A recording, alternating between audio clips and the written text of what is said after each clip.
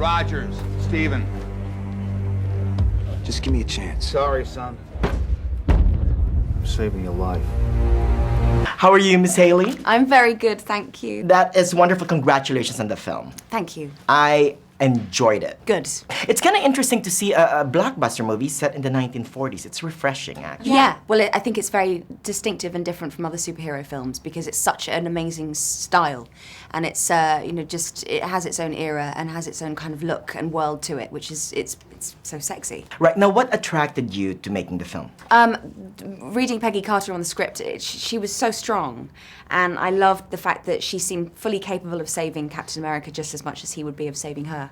Right, exactly. Well, you know, once upon a time, Ginger Rogers said she can do anything that Captain America could do. I know, and I have stolen that quote and used it ample times in interviews. I'm stealing it too. Yes. Isn't it a fantastic quote? It's right. absolutely brilliant, and I agree fully. And that kept me going throughout the filming of it.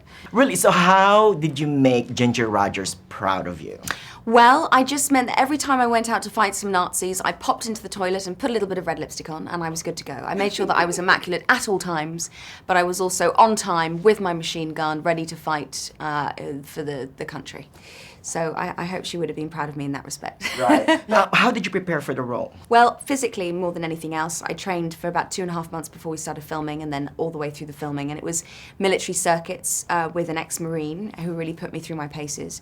And it was trying to create a look and a feel for Peggy that was just strong. That meant that she could hold a machine gun and fully inhabit that, and it be part of her daily life and part of the training she would have had. And it meant that it was very easy for me to then kind of inhabit that character, because that's essentially what she is. Now, did you research the magical world of Peggy Carter from the very beginning? Well, I looked into her background a little bit and kind of came up with some kind of inner world for her, because I was thinking, what is she, you know, why is she here? What is she doing here? What is it that she wants to achieve? Does she feel that if only she was a man, she would have been chosen as the Captain America? And that was kind of interesting, because she is the only woman in this male environment that you think, how do you get here? And how do you maintain that? And how do you stand up for yourself but also look fabulous all the time? Right. What did you find out? How did she get there? Well, I think that she comes from a military background, and I think that she would have had brothers and a father who was very strong and strict and probably brought her up to be just as good as the boys. And I think that probably set her in good stead. You know what's interesting, the whole Marvel, especially the Marvel love interest as of late, they add a strong narrative arc to the main hero, don't you think? Yeah, absolutely. I think that's one of the appeals about it, of these films, because there is something that we can relate to. There's a truth there. There's a backstory. There's also a cost and a struggle that person's going through that we love to see, you know, work through and kind of going on to bust through those limitations and become, you know, better one day. Now everybody wants to know was it like kissing Chris Evans? Oh, he's got very soft lips.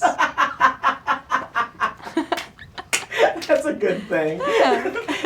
Thank you so much, and congratulations again. Thank you so much. Lovely to meet you. Have a good day.